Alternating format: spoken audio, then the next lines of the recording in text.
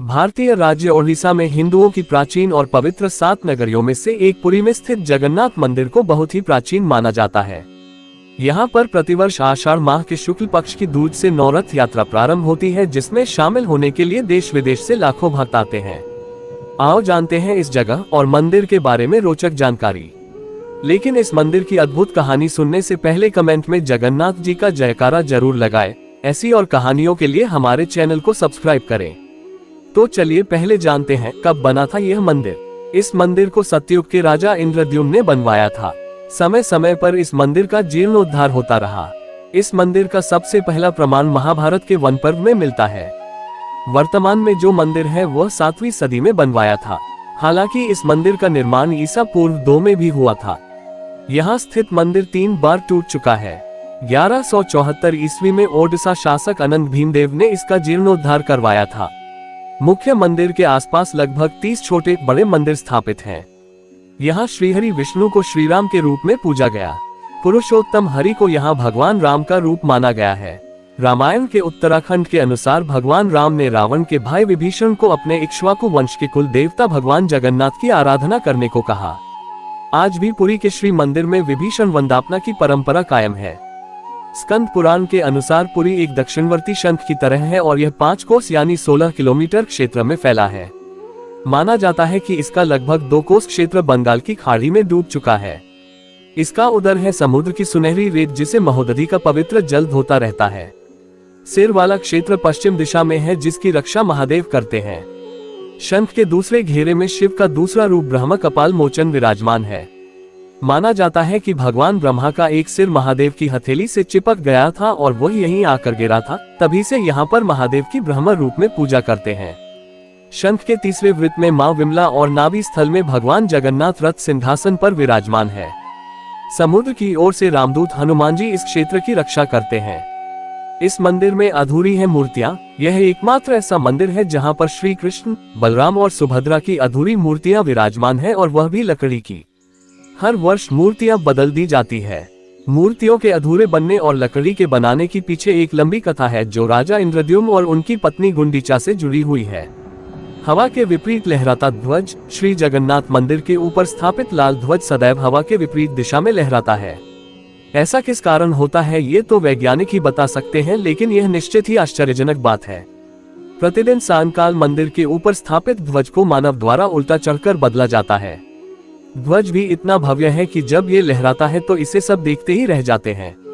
ध्वज पर शिव का चंद्र बना हुआ है, नहीं बनती गुंबद की छाया। मंदिर के पास खड़े रहकर इसका गुंबद देख पाना असंभव है। मुख्य गुंबद की छाया दिन के किसी भी समय अदृश्य ही रहती है। भारत का सबसे भव्य मंदिर। ये भारत का सबसे भव्य और ऊंचा मंदिर है। यह मंदिर 4 लाख वर्ग फुट क्षेत्र में फैला है और इसकी ऊंचाई लगभग 214 फुट है। चमत्कारिक सुदर्शन चक्र। पुरी में किसी भी स्थान से आप मंदिर के शीर्ष पर लगे सुदर्शन चक्र को देखेंगे तो वह आपको सदैव अपने सामने ही लगा दिखेगा। इसे नीलचक्र भी कहते हैं। यह अष्टधातु से निर्मित है और अति पावन और पवित्र माना जाता है। हवा की दिशा। सामान्य दिनों के समय हवा समुद्र से जमीन की तरफ आती है और शाम के दौरान इसके विपरीत, लेकिन पुरी में इसका उल्टा होता है। अधिकतर समुद्री तटों पर आमतौर पर हवा समुद्र से जमीन की ओर आती है, लेकिन यहाँ हवा जमीन से समुद्र की ओर जाती है। गुंबद के ऊपर नहीं उड़ते पक्षी। मंदिर के ऊपर गुंबद के आसपास अब तक कोई पक्षी उड़ता हुआ नहीं देखा गया। इसके ऊपर से विमान नहीं उड़ाया जा सकता। मंदिर के शिखर के पास पक्षी उड़ते नजर नहीं आते, जबकि देखा गया है कि भारत के अधिकतर मंदिरों के गुंबदों पर पक्षी बैठ जाते हैं या आसपास उड़ते हुए नजर आते हैं।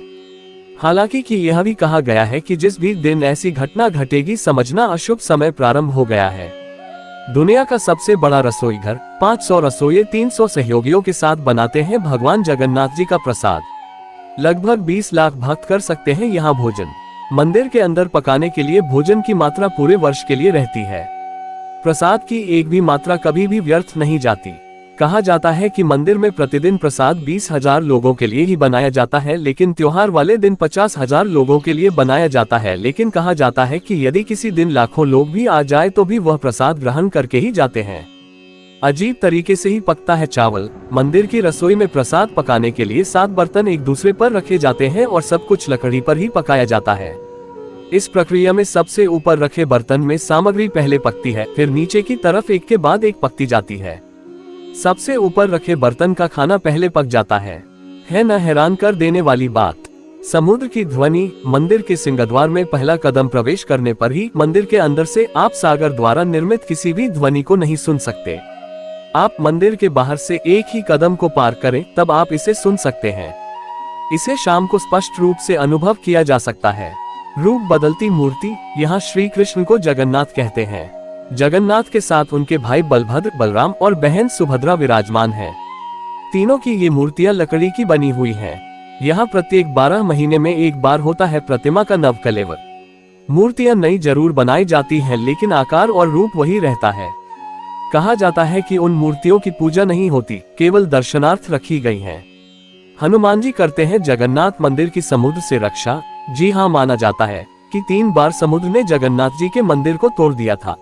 कहते हैं कि महाप्रभु जगन्नाथ ने वीर मारुति हनुमान जी को यहाँ समुद्र को नियंत्रित करने हेतु नियुक्त किया था, परंतु जब तब हनुमान भी जगन्नाथ, बलभद्र एवं सुभद्रा के दर्शनों का लोक संवरण नहीं कर पाते थे। वे प्रभु के दर्शन के लिए नगर में प्रवेश कर जाते थे, ऐसे में समुद्र भी उनके पीछे नगर में प्रवेश कर जाता था। केसरी नंदन हनुमान जी की इस आदत से परेशान होकर जगन्नाथ महाप्रभु ने हनुमान जी को यहाँ स्वर्ण बेड़ी से बांध दिया। यहाँ जगन्नाथपुरी में ही सागर तट पर बेड़ी हनुमान का प्राचीन एवं प्रसिद्ध मंदिर है। भक्त लोग बेड़ी में जकड़े हनुमान जी के दर्शन करने के लिए आते हैं। ये थे मंदिर के कुछ रहस्य। कहते हैं कि मंदिर के एक नहीं हजारों रहस्य है।